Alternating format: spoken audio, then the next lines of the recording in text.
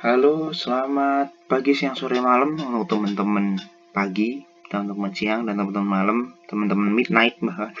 Ini saya rekaman di midnight. Selamat datang kembali ke pertemuan keempat Desain Komunikasi Visual 1, yang mana ini merupakan lanjutan dari kemarin. Kita belajar tentang gutter, kita belajar tentang kolom, kita belajar tentang margin. Oke. Pertemuan keempat ini kita akan ngobrolin tentang surat kabar, karena ngomongin tentang layout itu nggak akan hanya sekedar membuat CV aja, tapi juga membuat aplikasinya melalui surat kabar kemudian melalui brosur ya. Kita akan coba latihan itu untuk next gitu. Nah, kemudian untuk pertemuan ini, apabila kalian ada pertanyaan kemarin-kemarin, kalian boleh berikan pertanyaan melalui grup WhatsApp atau melalui komen dalam video ini atau video-video sebelumnya. Saya akan baca dan saya akan coba perbaiki apabila itu bisa diperbaiki. Apabila enggak ya, semoga tahun depan lebih baik. Bukankah tahun depan harus lebih baik ya? Ya, saya harus ada ujian cuy. Oke, next. Surat kabar. Surat kabar itu yang kita tahu dan berkas yang bisa kita track adalah dari sejak Romawi sampai Cina hingga munculnya mesin cetak Johann Gutenberg pada pertengahan abad 14 yang memudahkan proses produksi. Jadi zaman dulu tuh kalau orang mau nyetak surat kabar itu disusun hurufnya satu-satu gitu. Gitu. Habis itu dikasih tinta, kemudian kertas kayak ditekan. Nah, cetakannya itu yang jadi surat kabar, newspaper. Jadi berita kertas. Elemen surat kabar itu ada banyak sekali. Kalian bisa lihat di sini ada header. Yang paling penting sebenarnya ada header, kemudian ada foto, kemudian ada garis, ada indent, debit, dan ada banyak sekali. Nah, ini berdasarkan referensi dari Rustan ya, layout dasar dan penerapannya. Ada elemen teks, elemen visual, invisible element. Invisible element itu termasuk dalam header dan footer. Mereka tidak disebutkan secara langsung. Misalkan foto kan langsung bentuk foto, kotak box langsung bentuk kotak box. Tapi kalau header itu enggak disebutkan, oh, The Atlanta Journal ini header. Nah, itu enggak terlihat gitu. Elemen teks kalian bisa baca sendiri. Silahkan di pause. Saya berikan 5 detik untuk mouse. Ada banyak sekali istilah-istilah yang ada di sini, dari deck, byline, sampai ke masthead. Apabila kalian ingin tahu lebih jauh, mari kita diskusikan di dalam grup, ataupun kalian boleh diskusi di kolom komentar.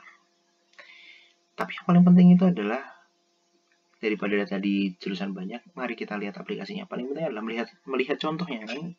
Orang di KPN suka yang contoh-contoh. Jadi yang kalian butuhkan adalah permisalan. Oh, judul, kita udah tahu judul kehidupan kita. Misalkan, hari ini sangat menyedihkan. Judulnya gitu. Terus gambaran singkat tentang topik itu disebut dengan deck. Misalnya di sini The Vegetable Revolution, Vegetable Revolution dan lain sebagainya. Nah, kalau tadi hidup kita itu singkat, kemudian kan bisa menjelaskan sedih, menyedihkan, sulit, dan lain sebagainya. Bisa menjelaskan kenapa sulitnya. Misalkan lagi pandemi, diputusin pacar, nggak ada duit, dan lain sebagainya. Gambaran singkat tentang topik apa yang ingin kalian selesaikan. Kemudian yang kedua ada caption. Jadi setelah judul, yang ketiga adalah caption. Caption seperti kita tahu, ada foto, kemudian ada keterangan di bawahnya. Itu yang disebut sebagai caption.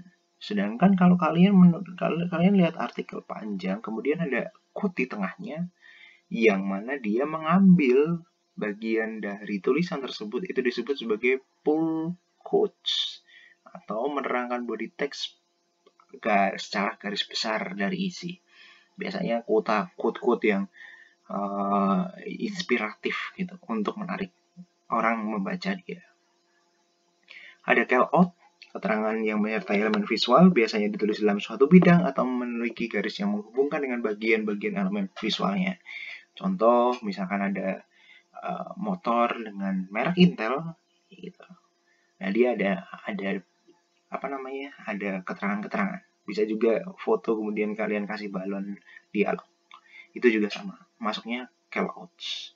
Kemudian yang tidak kalah penting biasanya ini yang juga tradisi sejak zaman Romawi, bahwa ada initial caps, huruf awal yang berukuran besar. Ini merupakan tradisi surat kabar dan biasanya akan selalu muncul ketika itu masih menggunakan tipe-tipe yang lama. Kecuali untuk surat kabar online tentunya. Nah, ada juga masthead, informasi penerbit. Jadi biasanya masthead itu isinya adalah redakturnya siapa, kemudian pemimpin siapa, pinrek-nya siapa, pimpinan redaktur siapa, pimpinan pelaksana siapa, editor in chief siapa, sampai ke urusan yang paling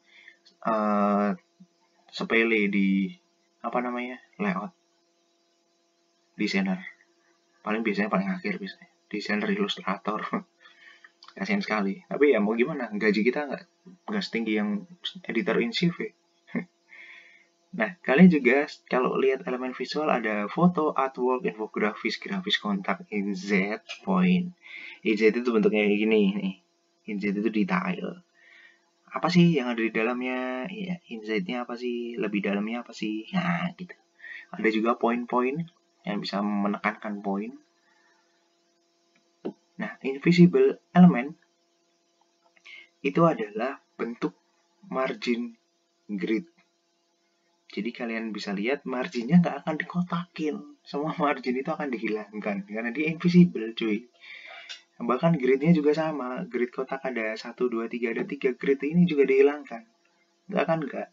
Pasti dalam surat kabar. Itulah yang disebut invisible. Seperti yang saya bilang di awal tadi, ada headernya. Garis header juga hilang. Nggak ada. Footer juga sama. Gitu. Nah, kita coba kemampuan kalian untuk membuat koran lama. Jadi saya akan berikan kalian stok koran lama. Silakan untuk diubah selama mata kuliah saya berlangsung. Hasilnya silakan untuk di screenshot di grup WhatsApp. Thank you dan selamat mengerjakan. Mari kita diskusi. Ini perintahnya ini ya, jelajah koran lama lalu buat redesign untuk melatih layout dan grid system kalian. Jangan lupa sandingkan grid systemnya supaya saya bisa tahu, oh cukup 1 halaman saja, nggak usah banyak-banyak. Oke? Redesign dia dengan menyenangkan. Thank you, selamat bekerja, belajar.